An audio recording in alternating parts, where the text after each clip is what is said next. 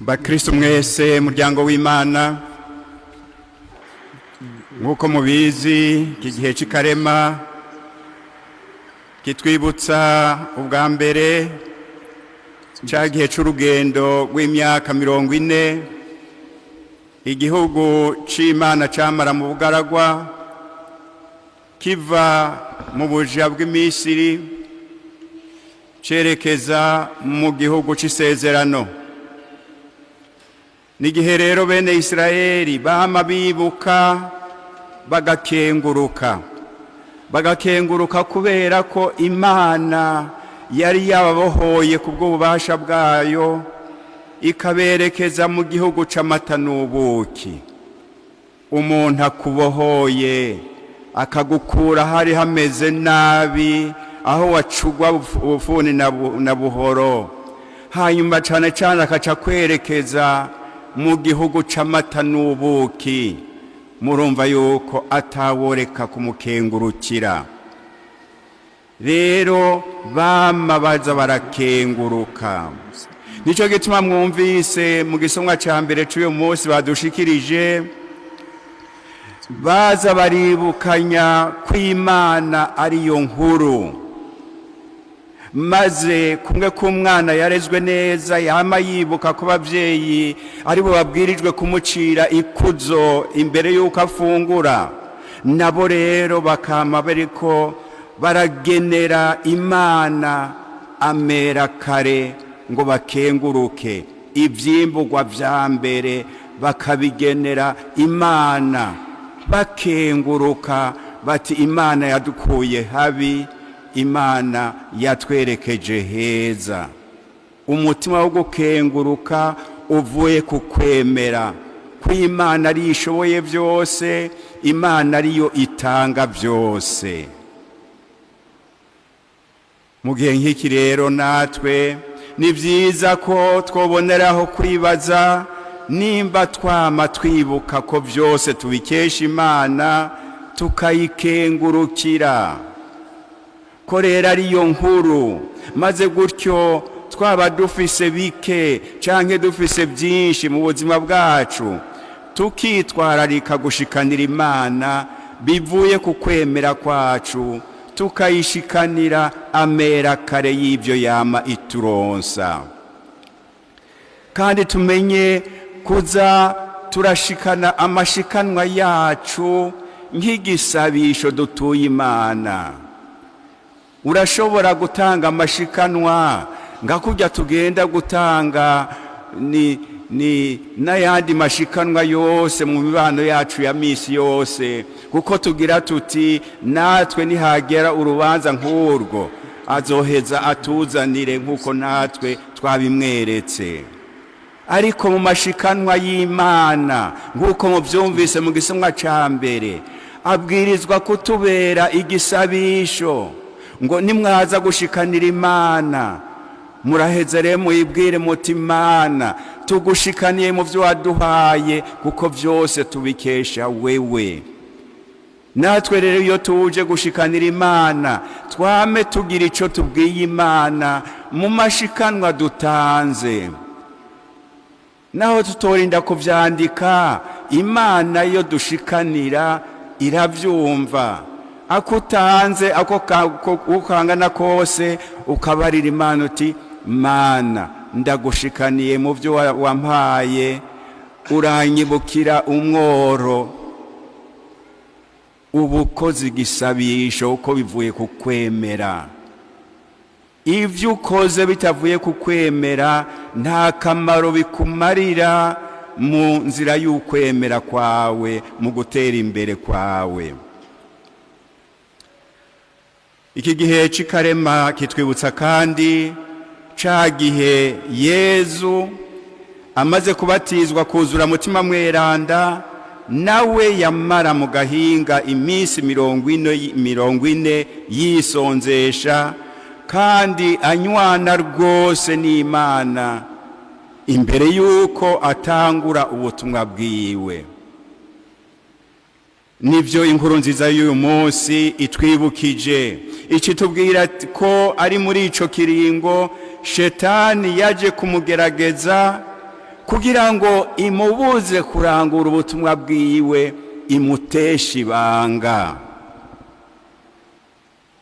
nk'uko yari yataye mu rudubi ababyeyi bacu ba mbere Adamu na Eva, nk'uko tubisoma mu gitabo c'amamuko. Bavukanyi, mu kudushikiriza inkuru nziza muri iyi ntango y'ikarema, Ekleziya iri n'iki igombye kutwigisha. Igombye kutwibutsa ko natwe twatanguye urugendo rwo kubohoka, ngo turushirizeho kunywana n'Imana, turushirizeho n'ukwitanaho, nk'uko igihugu c'Imana cabohowe n'Imana kikagira urugendo rwo kuva mu buja. Iki gihe rero c'ikarema ntikidupfe kubusa.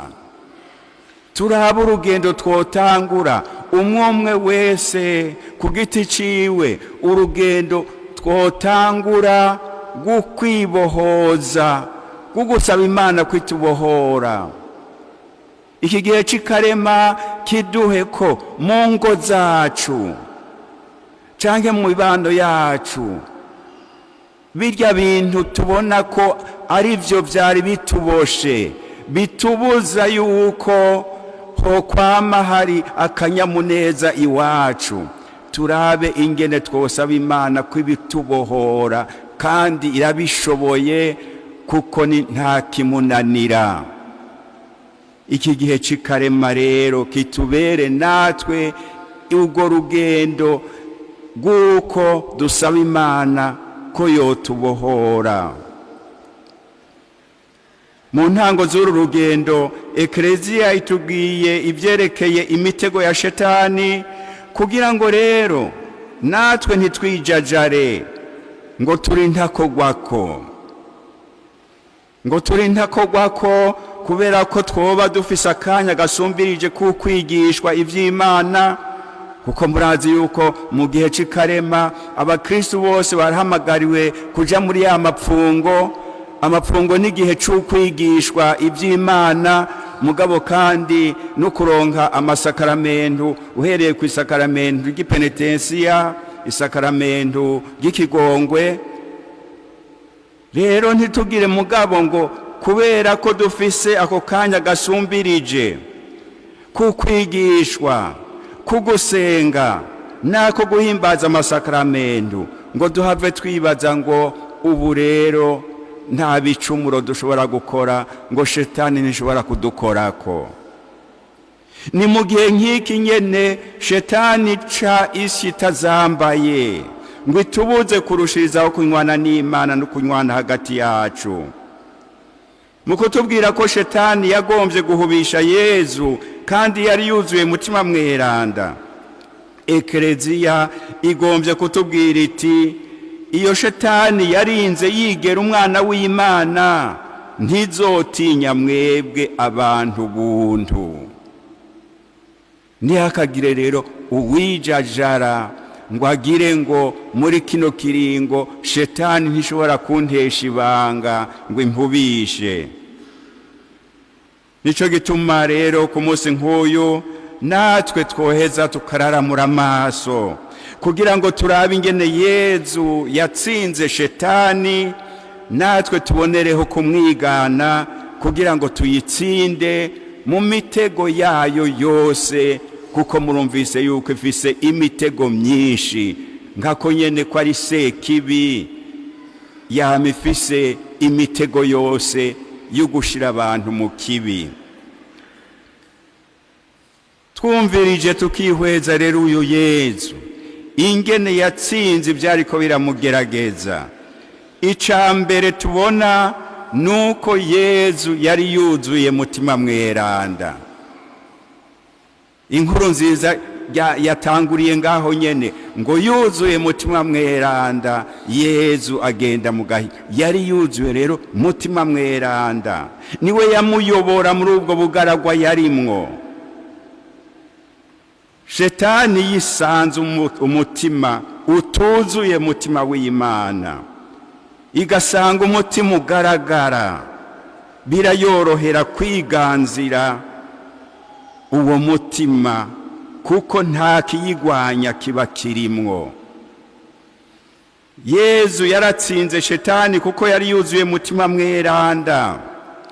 Natwe rero bakristo nta bundi buhinga dufise, nta zindi nkomezi dufise, nidukunde kuza turugururira imitima yacu mutima mweranda mu kumwambaza kenshi mu buryo bwinshi, gutyo ari we atwuzuye, shetani ntizoronka ahimenera. Hariho abakristo bamwe ariko baribaza ngo none ngo twobigenza gute kugira ngo dusabe umutima mweranda, tumwereke ko tumwugururiye imitima yacu. Hariho kagasabisha abakristo twese dusanzwe tuzi ngo ingoma na mutima mweranda, ingo wuzure imitima y'abakwemera. Murumva dusaba yuko mutima w'Imana ari we yotwuzura.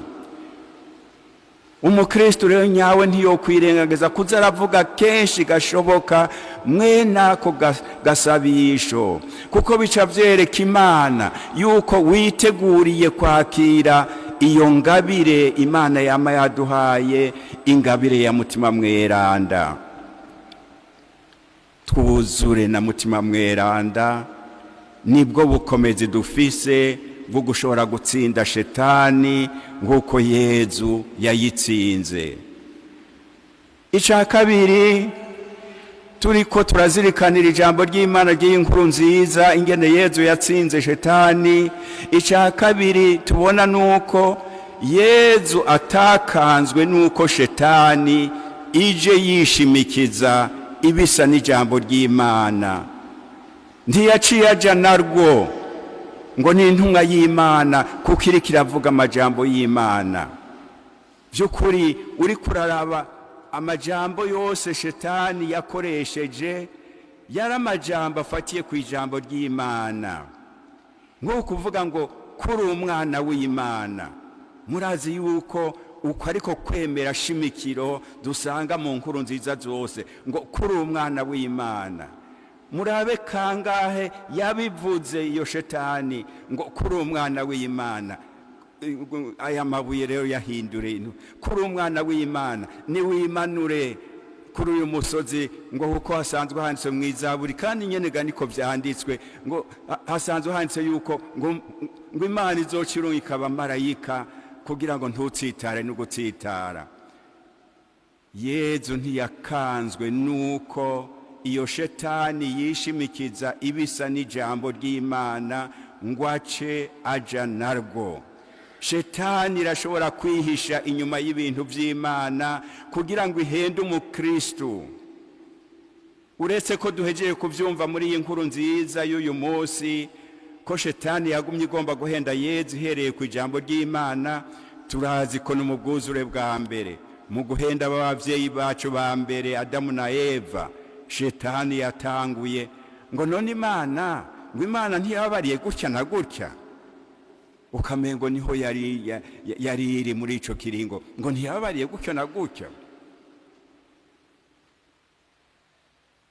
Shetani uko niko imeze, mugabo igaca ibaha insiguro yayo itajanye n'insiguro Imana yari yahaye iryo jambo. Ngo burya rero ngo Imana mu kubabwira gutyo ngo yarabahenze, ngo yase yuko mwahava mungana nayo. Abantu bakagira ati iyo nsiguro rero irarashe, twahora twibaza igituma Imana yari yatubujije, none shetani iratubwiye ukuri kose. Bakaba baguye mu rudubi. Shetani ishobora kwishimikiza ibisa n'ijambo ry'Imana, iha insiguro y'ibinyoma kugira ngo iduteshe ibanga. Rero twame tugavye bakristo, abahoza mu kanwa vy'Imana siko bose baba ari intumwa z'Imana, kandi siko bose baba bavuga ukuri kose kw'Imana. Barashobora kuvuga gace k'ukuri kw'Imana mugabo atari umurava. Ukubwiye igice c'ukuri nawe ntaba kubwiye ukuri kose, abaguhenze. Shetani mu guhenda Yezu yaziravuga agace k'ijambo ry'Imana ikakabwira Yezu nk'uko koba ari ukuri kose. Twamereye turatohoza neza mu byo twumva no mu byo twibaza nyene ko Imana yadutumye. Ubona ko ibintu bigoranye mu mubano canke mu gihugu, haca haboneka intumwa z'Imana nyinshi n'abibara ko berekwa. Muri ico kiringo umengo baca bagwira, ukamengo niho Imana ibitanguye gukora kuruta uko yahora ikora. Ica gatatu twozirikana turavye inkuru nziza, twumvirije inkuru nziza. Shetani ntikoresha gusa amayeri yo kwihisha inyuma y'ibisa n'ijambo ry'Imana, irakoresha kandi urwenge kuko dufatira aho tugwaye no guhera kuco twibaza ko turi. Mwumvise Yezu yaramaze iminsi 40 yose yisonzesha. Yezu rero yarashonje kuko yari yisonzesheje. None muhereye aho nyene ku byo kurya. Byongeye Yezu yari umwana w'Imana, none Shetani nivyo igumye ziragarukako kugira ngo imukoreshe mugabo ibitajanye n'iryo teka ryo kuba umwana w'Imana, ngo kugerageza Imana ngo imugirire ibitangaro kandi bidakenewe. Ivyo ntibijanye no kuba umwana w'Imana. Kandi ico Shetani yama itumbereye gushikako, naho igihisha uwigomba guhenda no kugukura ku Mana ngo upfukame uyisenge. Muri iyi nkuru nziza mwumvise ngo niwapfukama ukansenga. Murumva ishetani sekibi ibwira umwana w'Imana ngo niwapfukama ukansenga. Shetani rero kigomba kudushikana ko iminsi yose naho ibanza kukiduhisha no kugira ngo dupfukame tuyisenge, idukure rero ku Mana. Tuvuye ku Mana ntituba tukironka ishimikiro ry'ubumwe bwacu, ishimikiro ry'umuvukano wacu. Nico gituma tuca turyana, tukama mu binyoma, tukama mu gwanko n'ibindi byose. Nitwame rero tugavye tuze turamenya ko amageragezwa ya Shetani ashobora gufatira kuvyo ducambirwa canke kuvyo twifuza. Twame tumenya icibanga ryacu ridutegereza, nkuko Yezu yamenye icibanga ryo kuba umwana w'Imana vyamutegereza. Natwe tumenye icibanga ryacu ridutegereza, na cane cane twirinde ico cose co dutuma tuva ku Mana ngo dupfukamire Shetani. Naho yoba ari amaronko, ntugapfukamire Shetani ngo urondera amaronko, kuko naho woyaronka azoba amaronko agushikana mu gaheza. Ica kane nuko twokwigana Yezu mu buryo yashoboye gutsinda Shetani. Nguko mwavyumvise mu nyishu zose Yezu yatanze, Yezu yashoboye gutsinda Shetani n'ibinyoma byayo akoresheje ijambo ry'Imana ngo handitswe ngo. Yezu we yaca avuga nyene handitswe ngo. Yabigize gutyo kuko wewe yarasanzwe azirikana ijambo ry'Imana akama yaryiroresheje ko. Natwe rero nitubandanye tuza turasoma kenshi kandi tuzirikana ijambo ry'Imana uko riri muri Bibiliya nyeranda, uko tumenya Imana y'ukuri nk'uko yonyene ubwayo yatwimenyesheje mu ijambo ryayo, cyane cyane mu bwuzure bushasha.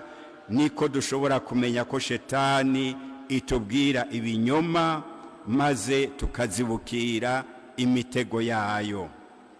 Bakristo muryango w'Imana, muri iyi ntango rero y'ikarema dusaba Imana ngo idufashe kurushirizaho gukunda ijambo ry'Imana, kuritegera kuruta n'ukurigendera ngo bidufashe gutsinda shetani n'inyosha mbi zose, maze turushirizeho kunywana n'Imana no kunywana hagati yacu nk'abasangira rugendo nyene b'ukwemera n'ukwizigira.